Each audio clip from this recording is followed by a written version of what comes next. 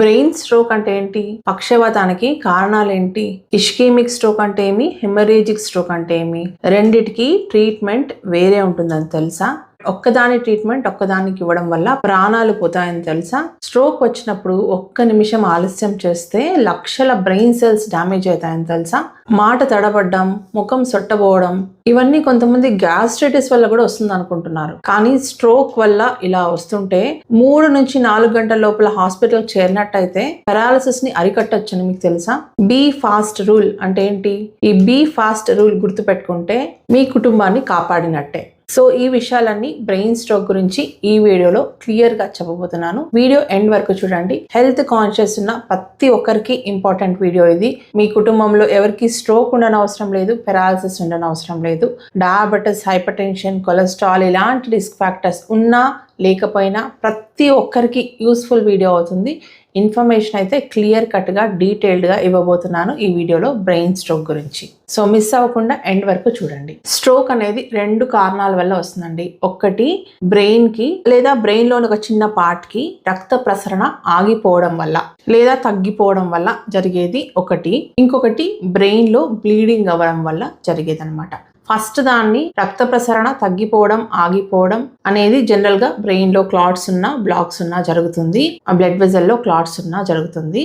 దీన్ని ఇష్కెమిక్ స్ట్రోక్ అంటాం. అదే బ్రెయిన్ లో బ్లీడింగ్ జరిగే స్ట్రోక్ ని హెమరేజిక్ స్ట్రోక్ అంటాం. జనరల్ గా హై బీపీ ఉన్న వాళ్ళకి జరిగే ఛాన్సెస్ ఉంది. లేదా అన్యూరిజం అంటే బ్లడ్ వెజల్ ఉబ్బుకొని ఉండడం, బ్లడ్ వెజల్ స్ట్రక్చర్ సరిగ్గా లేకుండా కొంచెం ఒక్కొక్క చోట లావుగా ఉండడం, దాన్ని అన్యూరిజం అంటాము. అలాంటి కండిషన్స్ లో కూడా జరుగుతుంది. ఆ బ్లడ్ వెజల్ థిన్ గా ఉన్న చోట బ్రేక్ అయినప్పుడు. WHO ప్రకారం దీని డెఫినేషన్ ఏంటంటే సడన్ గా వచ్చే న్యూరలాజికల్ డెఫిసిట్ అంటే న్యూరాన్స్ వీక్ అయినప్పుడు మనకి పెరాలసిస్ లాంటివి వస్తాయి కదా, అలాంటిది సడన్ గా వచ్చినప్పుడు డ్యూ టు వాస్కులర్ రీజన్ అంటే ప్రాబ్లం రక్తనాళాల్లో ఉంటుందన్నమాట. ఏదైనా క్లాట్స్ అవ్వడం లేదా హెమరేజ్ జరగడం. కానీ ఎఫెక్ట్ అయ్యేది మన నర్వ్స్, న్యూరలాజికల్ సిస్టమ్ ఎఫెక్ట్ అవుతుంది అనమాట. అందువల్లే మనకి ఈ స్ట్రోక్ వస్తుంది. ఇది డెఫినేషన్ అనమాట. ఇష్కెమిక్ స్ట్రోక్, హెమరేజిక్ స్ట్రోక్ అని చెప్పాను కదా. ఈ ఇష్కెమిక్ స్ట్రోక్ ఎందుకు వస్తుందంటే క్లాట్స్ వల్ల వస్తుంది. బ్లడ్ వెజల్లో అంటే రక్తనాళంలో క్లాట్ జరిగినప్పుడు వస్తుంది. ఈ క్లాట్స్ ఎందుకు ఫామ్ అవుతాయి?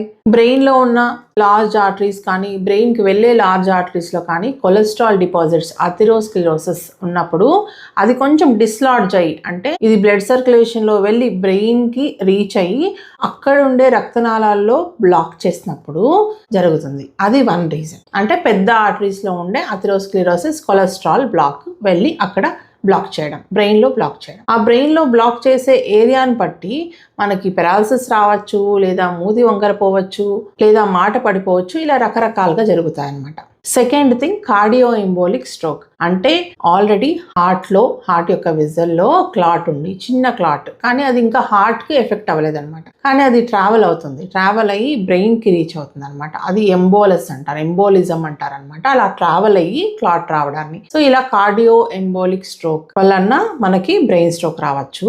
జనరల్ గా హార్ట్ కండిషన్స్ కొన్ని ఉంటాయండి. ఏట్రియల్ ఫిబ్రిలేషన్ అంటుంటాం. ఇలాంటి వాళ్ళకి జనరల్ గా ఇలా క్లాట్స్ ట్రావెల్ అయ్యి బ్రెయిన్ వరకు రీచ్ అయ్యే అవకాశం ఉంది. థర్డ్ కాజ్ లాక్యునార్ స్ట్రోక్ అంటే చిన్న చిన్న బ్లడ్ వెజల్లో క్లాట్స్ ఫామ్ అయ్యి బ్రెయిన్ యొక్క ఏరియా అఫెక్ట్ అవ్వడం.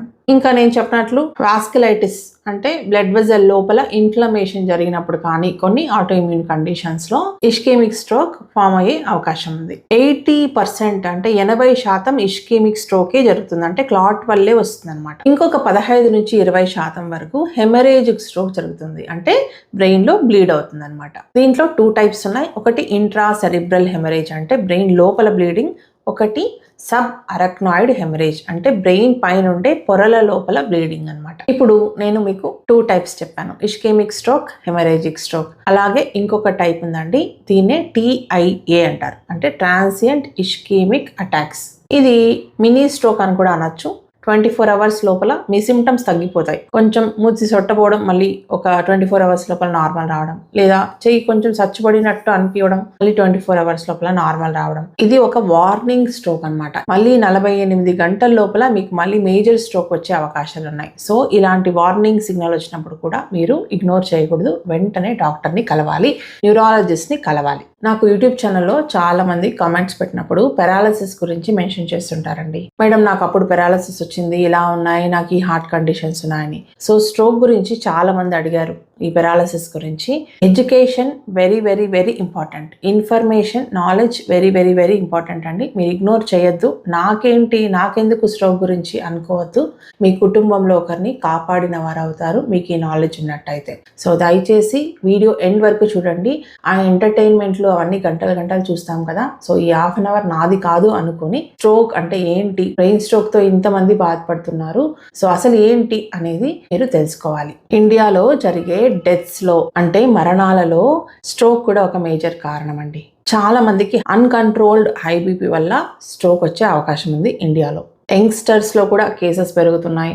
యంగ్ పాపులేషన్ మనం చూస్తున్నాం, హార్ట్ అటాక్స్, బ్రెయిన్ స్ట్రోక్ చాలా మందికి వస్తుంది. ఈ మధ్యలో బీపీలు వస్తున్నాయి, షుగర్లు వస్తున్నాయి, కొలెస్ట్రాల్ వస్తున్నాయి. నాకే ఓపీడీలో చాలా మంది యంగ్స్టర్స్ వస్తుంటారు, హై కొలెస్ట్రాల్ అని, డయాబెటీస్, 27-30 yearsకి డయాబెటీస్ అని, హైపర్ టెన్షన్ అని ఇలా వస్తుంటారు. అర్బన్ పాపులేషన్ లో, రూరల్ పాపులేషన్ లో అంటే విలేజెస్ లో కూడా కేసెస్ వస్తున్నాయి ఇలాగా. So stroke is no longer a old age disease అండి. అంటే ముందు పెద్దవారికి వచ్చేది, ఇప్పుడు అలా కాదు, యంగ్స్టర్స్ కూడా వస్తుంది. సో నేను డీటెయిల్స్ అన్ని చెప్తాను, లాస్ట్ వరకు వినండి. స్ట్రోక్ వచ్చిన తర్వాత ఈ టైం అనేది చాలా ఇంపార్టెంట్ అండి. బ్రెయిన్ న్యూరాన్స్ కి ఆక్సిజన్ సప్లై లేకపోయినట్టయితే కొన్ని నిమిషాల్లోనే ఇర్రివర్సిబుల్ డ్యామేజ్ అయిపోతుంది, అంటే పర్మనెంట్ డ్యామేజ్ అయిపోతాయి అన్నమాట. అందుకనే 3 థింగ్స్ చాలా ఇంపార్టెంట్. ఒకటి, మీరు అర్లీగా గుర్తించడం, ఇది స్ట్రోక్ అయ్యేటట్టుంది అని అర్లీగా గుర్తించడం. ఎలా గుర్తిస్తారు? మీకు నాలెడ్జ్ ఉన్నట్టయితేనే గుర్తిస్తారు. సెకండ్ థింగ్, ర్యాపిడ్ ట్రాన్స్పోర్ట్, తొందరగా హాస్పిటల్కి తీసుకెళ్ళాలి. Third thing, immediate city brain, వెంటనే సిటీ బ్రెయిన్ చేయాల్సి వస్తుంది. ఎందుకంటే అది ఇష్కీమికా హెమరేజికా అని మనం తెలుసుకున్న తర్వాతే ట్రీట్మెంట్ ఇవ్వాలి, లేకపోతే రాంగ్ ట్రీట్మెంట్ ఇస్తే ఇంకా స్ట్రోక్ పెరిగే ఛాన్సెస్ ఉన్నాయి. సో ఈ స్ట్రోక్ లక్షణాలు ఏంటి, జాగ్రత్తగా వినండి. నేను బీ ఫాస్ట్ అని చెప్పాను కదా, బీ ఫాస్ట్. బీ అంటే బ్యాలెన్స్ తప్పిపోవడం, అంటే సడన్ గా కొంచెం కళ్ళు తిరిగినట్టు అవడం, డిజీనెస్, లేదా సరిగ్గా నడవలేకపోవడం, తూగుతుండడం, ఇలాంటివి రావడం, ఇది బి. ఈ ఐస్ విజన్ లాస్ రావడం, లేదా డబుల్ విజన్ రావడం, రెండుగా కనిపించడం, లేదా మసగ్గా కనిపించడం అన్నమాట. అందరికీ అన్ని రాకపోవచ్చు. మనకు ఎక్కడ బ్లాక్ అయింది, లేదా ఎక్కడ హెమరేజ్ జరిగింది, ఏ part of the brain effect అయింది, దాన్ని బట్టి కూడా మనకి సిమ్టమ్స్ వస్తాయన్నమాట. ఫాస్ట్ లో ఎఫ్ అన్నమాట, ఇది నిమోనిక్, గుడ్డి గుర్తు నేను మీకు చెప్తున్నది. బి ఫాస్ట్ లో ఎఫ్ అంటే ఏంటంటే ఫేషియల్ డ్రూపింగ్, కొంచెం ఫేస్ ఇలా అయిపోవడం లేదా సైడ్కి పోవడం, ఇలాంటివి జరుగుతాయి. ఏ అంటే ఆర్మ్ వీక్నెస్ అన్న, నమ్నెస్ అన్న, అంటే చేయి సరిగ్గా పని చేయకపోవడం, సచ్చుపడడం, కొంచెం జిమ్ అంత సెన్సేషన్ వచ్చేది, అలాంటివన్నీ జరుగుతాయి అనమాట. ఏ అయింది కదా ఆర్మ్స్. Next S. ఎస్ అంటే స్పీచ్, స్లర్డ్ స్పీచ్ అంటే మాట తడబడడం లేదా మాట్లాడలేకపోవడం. టీ అంటే టైం, ఇమ్మీడియట్ గా ఎమర్జెన్సీగా మీరు కాల్ చేయాలి అంబులెన్స్ కి, లేదా హాస్పిటల్ కి ఇమీడియట్ గా షిఫ్ట్ చేయాలి. ఈ ఇందులో ఎందుకు చేర్చారంటే time very important, life saving అయిపోతుంది. ఇక్కడ పెరాలసిస్ రాకుండా అరికట్టచ్చు కూడా, అందుకని టీ అని ఈ నిమోనిక్ లో చేర్చారండి లక్షణాలతో పాటు. సో బిఈఎఫ్ఏఎస్టి. బి అంటే బ్యాలెన్స్, ఈ అంటే ఐస్, ఎఫ్ అంటే ఫేషియల్ డ్రూపింగ్, ఏ అంటే ఆర్మ్స్, ఎస్ అంటే స్పీచ్, టీ అంటే టైం. ఇంకొక టైప్ ఆఫ్ స్ట్రోక్ ఉందండి, దీన్ని పోస్టీరియర్ సర్క్యులేషన్ స్ట్రోక్ అంటారు. మీరు నేమ్ గుర్తుపెట్టుకోకండి, ఇది ఇంకొక వెరైటీ ఆఫ్ స్ట్రోక్ అన్నమాట. ఇందులో వర్టిగో, అంటే ఎగ్జాక్ట్ గా మనకు ఇయర్ ప్రాబ్లమ్స్ వచ్చినప్పుడు వర్టిన్ టాబ్లెట్స్ వేసుకుంటారు చాలా మంది, ఎందుకంటే తిరుగుతూ ఉంటుందని. సో అలా వర్టిగో రావడం, వామిటింగ్ అవ్వడం, లేదా డబుల్ విజన్, రెండుగా కనిపించడం ఆబ్జెక్ట్స్, డిఫికల్టీ ఇన్ స్వాలోయింగ్, మింగడానికి కష్టంగా ఉండడం, ఎటాక్సియా, నడవలేకపోవడం సరిగ్గా, సడన్ అన్కాన్షియస్నెస్ అంటే స్పృహ తప్పోవడం, ఇలాంటివన్నీ జరిగే అవకాశం ఉంది ఈ టైప్ ఆఫ్ స్ట్రోక్ లో. ఇది ఒక్కొక్కసారి గ్యాస్ట్రైటిస్ అని కొంతమంది, లేదా ఇయర్ ప్రాబ్లం అని కొంతమంది నెగ్లెక్ట్ చేస్తుంటారు. అందుకే నేను ఇలాంటి స్ట్రోక్ కూడా ఉందని చెప్తున్నాను. ఇంకొకటి స్ట్రోక్ మిమిక్స్ అని ఉన్నాయండి, అంటే స్ట్రోక్ లాగే కనిపిస్తుంది కానీ స్ట్రోక్ కాదు. ఇది మీరు ఐడెంటిఫై చేయలేరు, డాక్టర్స్ ఐడెంటిఫై చేస్తారు. వెంటనే పేషెంట్ ని హాస్పిటల్ షిఫ్ట్ చేసి సిటీ చేయాల్సిందే, ఇలాంటివి ఉన్నా కూడా. సో అవేంటంటే హైపోగ్లైసిమియా, లో షుగర్ ఉన్నప్పుడు కళ్ళు తిరిగి పడిపోతుంటారు, అన్కాన్షియస్ అయిపోతుంటారు. ఫిట్స్ వచ్చిన తర్వాత కళ్ళు తిరిగి పడిపోతుంటారు. కొంతమందికి ఫిట్స్ తర్వాత పెరాలసిస్ వస్తుంది, దీన్నే పోస్ట్ ఇక్టల్ పెరాలసిస్ అంటారు అనమాట. ఇంకొకటి మైగ్రేన్ ఆరా, కొంతమందికి సివియర్ మైగ్రేన్ ఉంటుందండి. సివియర్ అంటే సివియర్ మైగ్రేన్ అనమాట. అప్పుడు వాళ్ళకి స్ట్రోక్ లాగా అనిపించచ్చు, మైగ్రేన్ ఆరా అంటారు. అది మైగ్రేన్ వచ్చే ముందు అలా అవుతుంది అనమాట. ఇంకొకటి బెల్స్ పాల్సీ. బెల్స్ పాల్సీ అంటే జనరల్ గా ఫేషియల్ పాల్సీ అనమాట. ఇది కూడా స్ట్రోక్ వచ్చేలాగే ఉంటది అనమాట. లేదా ఒక్కొక్కసారి వర్టిగో కానీ బ్రెయిన్ ట్యూమర్ కానీ ఉన్నట్టయితే ఇలాంటివన్నీ స్ట్రోక్ లాగా మనకు అనిపించచ్చు. సో వెంటనే హాస్పిటల్కి వెళ్ళి సిటీ చేసిన తర్వాతనే డయాగ్నోసిస్ రాగలమన్నమాట మనం. మీరు భయపడకండి, ఎందుకంటే మనం మాట్లాడుకుంటున్నదే పెరాలసిస్ స్ట్రోక్ గురించి. సో మీ వీడియో చూసి భయపడ్డాను అని దయచేసి చెప్పొద్దు. నేను ఇన్ఫర్మేషన్ ఇవ్వడానికే ఈ వీడియో చేస్తున్నాను. ఇంత డీటెయిల్ ఇన్ఫర్మేషన్ చూడండి. స్ట్రోక్ గురించి తెలుగులో 1/2 అవర్ వీడియో ఎక్కడుందో చూడండి. ఎంత ఇన్ఫర్మేషన్ మీరు నేర్చుకున్నారో నాకు కమెంట్లో పెట్టండి. సో మీరు భయపడకుండా ఇన్ఫర్మేషన్ తెలుసుకోవాలి. మీకు, మీ కుటుంబ సభ్యులకు లేదా వేరే వారికి కూడా మీరు హెల్ప్ చేయొచ్చు ఇన్ఫర్మేషన్ ఉన్నట్టయితే. మీరు డాక్టర్ దగ్గరికి వెళ్ళినా వాళ్ళు ఒక 1/2 అవర్ 1 అవర్ స్పెండ్ చేసి మీకు ఇన్ఫర్మేషన్ ఇవ్వరు. వాళ్ళు బిజీగా ఉంటారు. నా దగ్గరకు వచ్చినా నేను ఇంత ఇవ్వలేను. అందుకే జడ్జ్ చేయకుండా ఇది నాకు అవసరం లేదేమో ఈ పాయింట్ అనుకోకుండా లాస్ట్ వరకు చూడండి. లాస్ట్ వరకు వీడియోని ఎవరు చూసారో కమెంట్లో మెన్షన్ చేయండి. మన మెంబర్స్ అయితే గ్యారంటీ చూస్తారని నాకు తెలుసు. మెంబర్షిప్ తీసుకోకపోతే మెంబర్షిప్ తీసుకోండి. మన యూట్యూబ్ ఫ్యామిలీని పెంచుకుందాం. సో ఇప్పుడు స్ట్రోక్ ఎందుకు వస్తుంది? Risk factors for stroke. ఇందులో 2 ఉన్నాయండి. ఒకటి ప్రివెంటబుల్, అరికట్టవచ్చు. ఇవన్నీ మన చేతుల్లో ఉన్నాయి. ఇవి అరికడితే స్ట్రోక్ రాదు. ఇంకొకటి నాన్ ప్రివెంటబుల్, మనం ఏం చేయలేము, మన చేతిలో లేనివి. కొంచెం ఏజ్ పెరిగే కొద్దీ మనకు స్ట్రోక్ ఛాన్సెస్ న్యాచురల్ గానే కొంచెం ఎక్కువగా ఉంటాయి. అందరికీ రావాలని లేదు, కానీ ఇప్పుడు యంగ్స్టర్స్ లో కూడా వస్తుంది అనమాట. Second thing, family history of stroke ఉంటే ఆ రిస్క్ మీకు ఉంటుంది. కంపల్సరీ రావాలని లేదు, కానీ వచ్చే ఛాన్సెస్ ఉంటుంది. మేల్ జెండర్ అంటే ఫీమేల్స్ లో కంటే ఆడవారి కంటే మగవారికి స్ట్రోక్ వచ్చే ఛాన్సెస్ ఎక్కువ. Next major important modifiable risk factors అంటే ప్రివెంటబుల్, మనం ఇవన్నీ అరికట్టచ్చు. ఈ ఫ్యాక్టర్స్ అన్ని మనం కరెక్ట్ చేసుకుంటే స్ట్రోక్ ని అరికట్టవచ్చు. Most important high BP videos చూడకపోతే చూడండి, చాలా ఇన్ఫర్మేషన్ ఇచ్చాను హై బీపీ గురించి. సెకండ్ థింగ్ డయాబెటిస్, మన డయాబెటిస్ ప్లేలిస్ట్కి వెళ్ళి డయాబెటిస్ వీడియోస్ చూడండి. థర్డ్ థింగ్ డిస్లిపిడీమియా అంటే హై కొలెస్ట్రాల్ వీడియో చూడనట్టయితే చూడండి. మన ఛానల్ ఎయిమ్ ఏంటి? తెలుగు ఆడియన్స్, ఆంధ్ర, తెలంగాణ లేదా తెలుగువారు ప్రపంచంలో ఎక్కడున్నా హెల్త్ కాన్షియస్ అయ్యి ఇంపార్టెంట్ ఇన్ఫర్మేషన్ ఇవ్వడానికే ఛానల్ పెట్టింది. సో ఇలాంటి మేజర్ లైఫ్ స్టైల్ డిసీజ్ గురించి అన్నిటి గురించి వీడియోస్ ఉంటాయి, లాంగ్ వీడియోస్ అనమాట.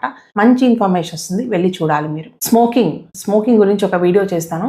చాలా మంది నెగ్లెక్ట్ చేసే ఫ్యాక్టర్ అనమాట ఇది. స్మోకింగ్ మల్టిపుల్ ఫ్యాక్టర్స్ కి రిస్క్ అనమాట. సో స్మోకింగ్ చేస్తే కూడా స్ట్రోక్ వచ్చే ఛాన్సెస్ ఉంది, ఎక్కువ అయ్యే ఛాన్సెస్ ఉంది. లేదా ఎక్కువ ఆల్కహాల్ తాగడం వల్ల, ఒబేసిటీ చాలా ఎక్కువ వెయిట్ ఉండడం వల్ల, ఏట్రియల్ ఫిబ్రిలేషన్ గుండె సరిగ్గా కొట్టుకోకుండా ఇర్రెగ్యులర్ గా కొట్టుకోవడం వల్ల, స్లీప్ ఏప్నియా సరిగ్గా నిద్రపోకుండా ఎక్కువ గొరుకులు పెడుతూ డే టైం డ్రౌజీగా ఉంటుంటారన్నమాట. అబ్స్ట్రక్టివ్ స్లీప్ ఏప్నియా అంటాం. ఇలాంటి కండిషన్ ఇది స్ట్రోక్ కి రిస్క్ ఫ్యాక్టర్ అండి. ఫిజికల్ ఇన్యాక్టివిటీ, అసలు కూర్చొనే ఉండడం, రోజంతా ఏం పని చేయకపోవడం, ఎక్సర్సైజ్ చేయకపోవడం, ఇది కూడా risk factor. High salt diet very important. ఉప్పు తగ్గించుకోవాలి ఫుడ్ లో. సో ఇవన్నీ మనము మన చేతుల్లో ఉన్నాయి, అరికట్టుకోవచ్చు. ఏట్రియల్ ఫిబ్రిలేషన్ ఇవన్నీ ఎలా అరికట్టుకోవడం అంటే త్వరగా గుర్తించుకోవడం, ఇయర్లీ వన్స్ చెకప్లు చేసుకోవడం, ఈసీజీ చేసుకోవడం, ఏమైనా ప్రాబ్లం ఉంటే కార్డియాలజిస్ట్ ని కలవడం, ఇవన్నీ చేయాలన్నమాట. సరే స్ట్రోక్ వచ్చింది, అక్యూట్ స్ట్రోక్ అంటే మనకు సడన్ గా స్ట్రోక్ వచ్చింది, హాస్పిటల్లో ఏం జరుగుతుంది? ఫస్ట్ ABC అంటామండి. అంటే ఎయిర్వే, బ్రీతింగ్, సర్క్యులేషన్. ఈ మూడింటిని కరెక్ట్ చేస్తారనమాట. ఎయిర్వే అంటే మీకు ఇక్కడ మూసుకుపోకుండా చిన్ లిఫ్ట్ చేసి ఆక్సిజన్ బ్రీతింగ్ కరెక్ట్ గా ఉందా, ఆక్సిజన్ అవసరమైతే ఇచ్చి IV ఫ్లూయిడ్స్ ఇచ్చి సర్క్యులేషన్ ని మెయింటైన్ చేస్తారు. అది ఫస్ట్ స్టెప్. సెకండ్ స్టెప్ మీ షుగర్స్ మెజర్ చేస్తారు, బీపీ మెజర్ చేస్తారు. నార్మల్ ఉన్నాయా, లో షుగర్స్ ఉంటే కరెక్ట్ చేస్తారనమాట. హై బీపీ ఉంటే వెంటనే దానికి మెడికేషన్ ఇచ్చి నెక్స్ట్ స్టెప్ CT బ్రెయిన్ కి పంపిస్తారు. దీనికి కాంట్రాస్ట్ ఇవ్వరండి, ప్లెయిన్ CT బ్రెయిన్ పంపిస్తే ముఖ్య ఉద్దేశం ఏంటంటే అది ఇష్కీమిక్ స్ట్రోకా, హెమరేజిక్ స్ట్రోకా అంటే క్లాట్ అయిందా, బ్రెయిన్ లో బ్లీడ్ అయిందా అని తెలుసుకోవడానికి CT బ్రెయిన్ కి పంపిస్తారనమాట. సో ఒక్క సెంటెన్స్ లో చెప్తాను CTకి MRIకి డిఫరెన్స్ ఏంటి అనేది. CT బ్రెయిన్ అంటే మనకి త్వరగా డిటెక్ట్ అవుతుంది క్లాటా, బ్లీడింగ్ అనేది. MRIలో ఇష్కీమియా తొందరగా డిటెక్ట్ అవుతుంది. అంటే బ్లడ్ సప్లై ఎక్కడ తక్కువ అయిందో ఆ పార్ట్స్ ఆఫ్ బ్రెయిన్ ని తొందరగా డిటెక్ట్ చేస్తుంది MRI. కానీ బ్లీడ్ అంత ఈజీగా కనిపించదు అనమాట MRIలో, అవసరం కూడా లేదు. ఇంకొక test CT angiography. Large vessels లో ఎక్కడన్నా బ్లాక్స్ ఉన్నాయా అది తెలుసుకోవడానికి CT యాంజియోగ్రఫీ. CT పర్ఫ్యూజన్ అంటే మీ బ్రెయిన్ ఇంకా నార్మల్ గా ఉంది, ఎఫెక్టివ్ గా ఉంది అని తెలుసుకోవడానికి ఈ టెస్ట్ చేస్తారు. బట్ ఇవన్నీ చేయరు జనరల్ గా. మోస్ట్ కామన్ ప్లెయిన్ CT చేస్తారు అనమాట, ప్లెయిన్ CT బ్రెయిన్. నేను 3 నుంచి 4 గంటల లోపల ఎందుకు వెరీ ఇంపార్టెంట్ అన్నానంటే 4.5 గంట అని చెప్పచ్చు. అంటే 4.5 అవర్స్, 4.5 గంటలు లోపల, 3 నుంచి 4.5 గంటల లోపల మీరు హాస్పిటల్కి చేరినట్టయితే IV థ్రాంబోలైసిస్ చేయొచ్చు మీ క్లాట్ ఉన్నట్టయితే. అంటే ఆ క్లాట్ ని డిజాల్వ్ చేయడానికి ఇంజెక్షన్ ఇవ్వచ్చు అనమాట. ఈ టైం తర్వాత ఈ ఇంజెక్షన్ పనిచేయదు, ఎందుకంటే స్ట్రోక్ ఆల్రెడీ ఎవాల్వ్ అయిపోతుంటుంది, అంటే వచ్చేసి ఉంటుంది అనమాట. స్ట్రోక్ బ్రెయిన్ డ్యామేజ్ జరిగిపోయి ఉంటుంది. So very important time stroke ఉన్నప్పుడు. సో ఆల్టిప్లేస్, టెనిక్టిప్లేస్ ఇలా వేరియస్ డ్రగ్స్ ఉన్నాయి. ఏవి థ్రాంబోలైసిస్ డ్రగ్స్ బ్రెయిన్ కి అంతా మీరు న్యూరాలజిస్ట్ చూసుకుంటారనమాట. అందరికీ థ్రాంబోలైసిస్ చేయలేము. రీసెంట్ ఏదైనా సర్జరీస్ జరిగినా, బీపీ కంట్రోల్లో లేకపోయినా, లేదా సిటీలో వేరే ఫైండింగ్స్ వచ్చినా, బ్లీడింగ్ రిస్క్ ఉంటుంది కొందరికి, అలాంటి వారికి థ్రాంబోలైసిస్ చేయాలన్నమాట. కొన్ని అడ్వాన్స్డ్ స్ట్రోక్ సెంటర్స్ అంటే అన్నిట్లో ఉండదు, ఇది మెకానికల్ థ్రాంబోలెక్టమీ చేయొచ్చు అనమాట. ఇదేంటంటే సేమ్ మనకి నేను మీకు చెప్పాను కదా, యాంజియోగ్రామ్ లో మనకి ఎలా కెథటర్ పంపించి క్లాట్ ఉందా లేదా డిటెక్ట్ చేస్తారు డై ఇచ్చి, అలాగే ఇది కెథటర్ పంపించి ఆ క్లాట్ ని రిమూవ్ చేస్తారు అనమాట, బ్లడ్ వెజల్ లో ఉండే క్లాట్ ని. దీన్ని మెకానికల్ థ్రాంబెక్టమీ అంటారు. అన్ని సెంటర్స్ లో చేయరు, అడ్వాన్స్డ్ సెంటర్స్ లో చేస్తారు. Next haemorrhagic stroke. బ్రెయిన్ లో బ్లీడింగ్ ఉన్నట్టయితే థ్రాంబోలైసిస్ ఇవ్వరు, థ్రాంబోలైసిస్ ఇవ్వకూడదు. బీపీ కంట్రోల్ చేయాలి, మీ బ్రెయిన్ ప్రెషర్ కంట్రోల్ చేస్తారనమాట. ఫిట్స్ రాకుండా మెడిసిన్ ఇస్తారు, ఈ ప్రొటెక్షన్ అంతా చేస్తారనమాట. బ్రెయిన్ బ్లీడ్ ఉన్నట్టయితే కొందరికి సర్జరీ కూడా అవసరం అవుతుంది. ఈ బ్రెయిన్ బ్లీడ్ ఉన్నప్పుడు బీపీ కంట్రోల్ వెరీ ఇంపార్టెంట్. గుర్తు పెట్టుకోండి, ఇష్కీమిక్ స్ట్రోక్ అంటే క్లాట్ ఉన్నప్పుడు బీపీ వెంటనే తగ్గించకూడదు, తగ్గించరు. కాన్సెప్ట్ ఏంటంటే ఆల్రెడీ బ్రెయిన్ బ్లడ్ సప్లై తగ్గిపోయి ఉంటుంది క్లాట్ వల్ల ఒక ఏరియాకి. బీపీ అంటే బ్లడ్ ప్రెషర్, అంటే బ్లడ్ మనకి ఫ్లో అయ్యే ప్రెషర్, అది తగ్గించినట్టయితే ఆల్రెడీ బ్లడ్ సప్లై తక్కువ ఉన్న బ్రెయిన్ ఏరియాకి బ్లడ్ సప్లై ఇంకొంచెం తగ్గిపోతుంది. అందుకని వెంటనే తగ్గించరు ఇష్కెమిక్ స్ట్రోక్ ఉన్నట్లయితే, అంటే క్లాట్ ఉన్నట్టయితే. అదే హెమరేజిక్ స్ట్రోక్ లో బీపీ తగ్గించడమే మనకు main treatment, very very important అయిపోతుంది. సో రెండిటికి ట్రీట్మెంట్ వేరే, రెండు కాజెస్ మనము డిటెక్ట్ చేయలేము, సిమ్టమ్స్ ఒకేలాగా ఉంటాయి. వెంటనే సిటీ చేస్తేనే డిటెక్ట్ అవుతుంది. క్లియరా? డౌట్ ఉంటే కామెంట్లో అడగండి. కొన్ని స్ట్రోక్ రీహాబ్ సెంటర్స్ అని కూడా కొత్తగా వచ్చాయండి. వాళ్ళకి రీహాబిలిటేషన్, అర్లీ రికవరీకి, మళ్ళీ కాంప్లికేషన్స్ రాకుండా హెల్ప్ చేయడానికి చాలా హెల్ప్ అవుతాయి అన్నమాట ఈ సెంటర్స్. ఏంటి స్ట్రోక్ కాంప్లికేషన్స్ ఏంటి అంటారా? స్ట్రోక్ తర్వాత ఫిట్స్ రావచ్చు, అందరికీ వస్తాయని కాదు నేను చెప్తున్నది. ఛాన్సెస్ ఏవే ఉన్నాయి అంటే ఫిట్స్ వచ్చే ఛాన్స్ ఉంది. బెడ్ సోర్స్, అలాగే పడుకొని ఉండడం వల్ల గాయాలు పుండులాగా ఫామ్ అవ్వచ్చు అనమాట బ్యాక్ లో, అదొకటి. బ్లడ్ సర్క్యులేషన్ లేకపోవడం వల్ల అలాగే పడుకొని ఉంటారు కాబట్టి డీవీటీ, డీప్ వీనస్ థ్రాంబోసిస్, కాళ్ళలో క్లాట్స్ అయ్యే ప్రమాదం ఉండొచ్చు. ఆస్పిరేషన్ నిమోనియా, కొందరికి పెరాలసిస్ అయినప్పుడు సరిగ్గా మింగలేరు, అలాంటప్పుడు లంగ్స్ లోకి మనం తినేది ఆహారం వెళ్ళిపోవచ్చు. Aspiration pneumonia. బ్రెయిన్ స్వెల్లింగ్, ఇది ఒక సైడ్ ఎఫెక్ట్. ఇంకొకటి డిప్రెషన్, పెరాలసిస్ లో most common side effect depression కూడా. ఇవన్నీ మంచి రీహాబ్ సెంటర్స్ అయితే ఇవన్నీ ట్యాకిల్ చేస్తాయన్నమాట. మనకు 24 to 72 అవర్స్ లోపల స్టెబిలైజేషన్ ఫేస్ అంటాం, అప్పుడు బాగా స్టెబిలైజ్ చేస్తారు వెంటనే పేషెంట్ ని. తర్వాత 3 months లోపల ర్యాపిడ్ రికవరీ ఛాన్సెస్ ఉంటాయన్నమాట. ఆ 3 months లోపల ఎఫర్ట్ చాలా ఇంపార్టెంట్. 3 months to 1 year అయితే గ్రాడ్యువల్ రికవరీ ఉంటుందన్నమాట. ఫిజియోథెరపీ కూడా ఇంపార్టెంట్ అండి. ఫిజియోథెరపీ అని, speech therapy, occupational therapy, cognitive therapy, ఇవన్నీ టైప్స్ ఆఫ్ థెరపీస్ అన్నమాట పెరాలసిస్ పేషెంట్స్ కి. న్యూరోప్లాస్టిసిటీ అని ఒక కాన్సెప్ట్ ఉందండి. అంటే మన బ్రెయిన్, మనం రిపీట్ యాక్టివిటీ ఏదన్నా చేస్తే దాన్ని ఆ బ్రెయిన్ న్యూరాన్స్ ని రీఆర్గనైజ్ చేసుకుంటుంది అనమాట.